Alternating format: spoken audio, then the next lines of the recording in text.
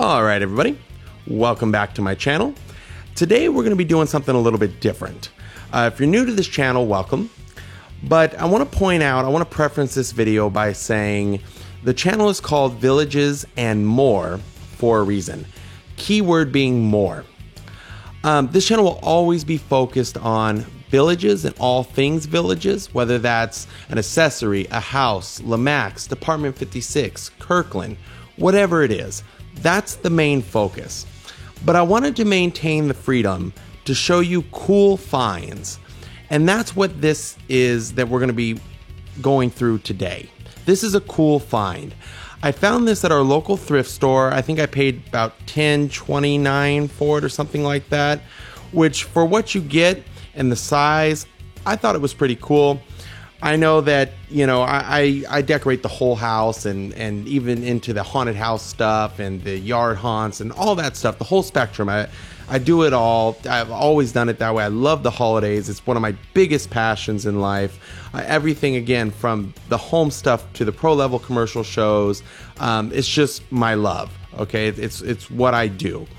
So with that being said, when I saw this, the uses were endless on where this could go. You could put this in your house, you could put this in your yard haunt, your commercial level haunted house, any kind of commercial display. It doesn't matter. This thing was just super cool. I enjoy it, and hopefully after this video you'll like it too, and keep your eye out because you never know when you're gonna find one. This is a little bit older. I don't exactly know what year or what the year, you know, how many years it was out and, you know, all those kind of history details. Again, we focus on villages on this channel, so we're not going to go down too much of a rabbit hole on this. It's going to be a short one today, but just want to run through what it is. So the title is Haunted Mansion Light. It's an LED, 22.6 inches long. Not the biggest thing in the world, but it's big enough for what it is and for what it does. It does come with a try me button on the front, but I have disconnected that. When I pulled it out of the box, you can't pull it all the way out without disconnecting that. It's just a little sample thing for you to demo when you're at a store. They pull right out and plug right back in if you want to continue with it. Let's pull it out. Let me show it to you. See what you think. You might like it. Okay. So here it is. I'll just kind of run through some of the close-up details initially. The paint job on this was really cool. It was detailed all the way through. From the plastic light bulbs, are supposed to be light bulbs. I think they're really just plastic covers, but they appear to be light bulbs. The kind of darkened, burnt look was really nice. The rust that's mixed in with this thing, even right down to the light sockets. I mean, it's all here. The glue you see in here is just to hold these in from, you know, popping out. Because again, they're not real light bulbs, right? There's actually LEDs inside, and that's kind of what makes it appear to be like the old school fluorescent bulbs. I've always had a fascination with that flickering effect you see in movies of like those old school long case fluorescent bulbs, and they look like they're kind of shorting out a little bit. I always thought that was a neat effect because you got two things out of it. You got the actual look of the light that was, you know, making the room kind of flicker, which is always a neat effect. But you also got the look of the canister, the bulbs. I don't know, there was something about that effect that had a lot to offer, both cosmetically and effect-wise.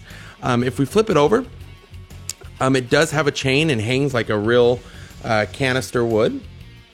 Has the speaker mounted on top. And there is what I'm going to call a sound sensor. I'm sure there's a proper name for it, but it's one of those sensors where if you clap or yell at it, it will trigger.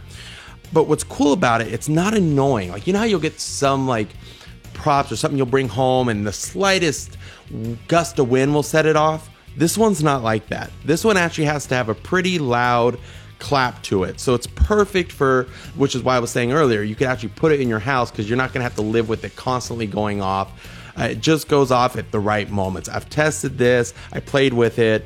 It really is cool. So I want to start with the switch here.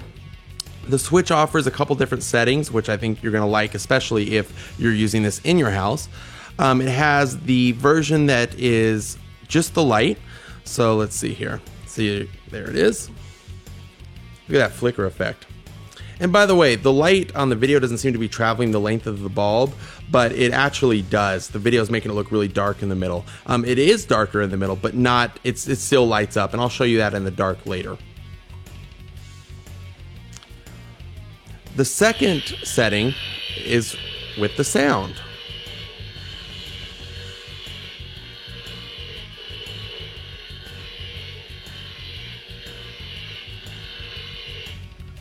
Isn't that cool? Listen to that.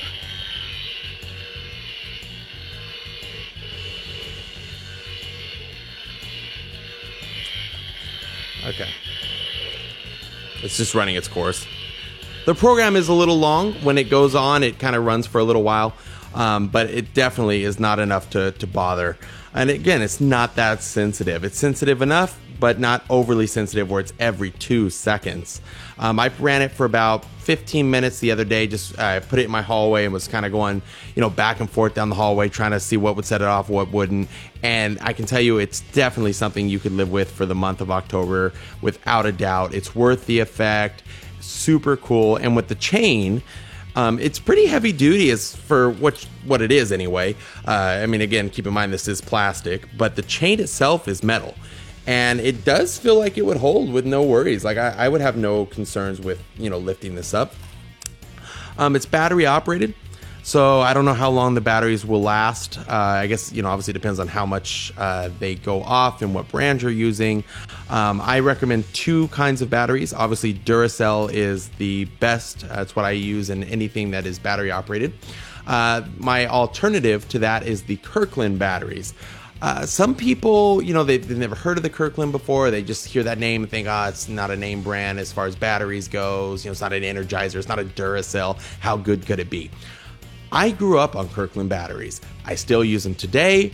If I have Duracell, I use those. And the only reason I go back and forth is just really the price. What's on sale. If Duracell's on sale, because I get all my batteries from Costco, because it seems to be the best deal, at least here, I'll get the Duracell. If the Kirkland's on sale, I'll get the Kirkland. I don't have a problem with either one, and I would use those here with no problem, without the fear of tearing it down every other day to replace the batteries.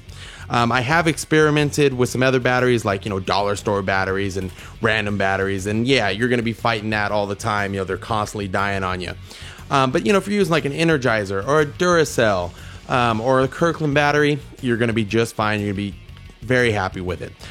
But again, guys, I just wanted to take a couple minutes here just to show you this. I thought it was cool for the money. Purposes that this could be used for are endless. It'd be great in a haunted house. It would be great as an accent in your house. I don't care if you put it above your village or if you have some cool, little scenes in your house. Great place to put it. All in all, it's really cool. I'll show it to you here in the dark just so you can get the full effect of it, or at least the best we can do by video. But other than that, guys, again, thank you so much for checking out my channel as always. I appreciate your time. Don't forget to hit that subscribe button, and I'll see you on the next one. Enjoy.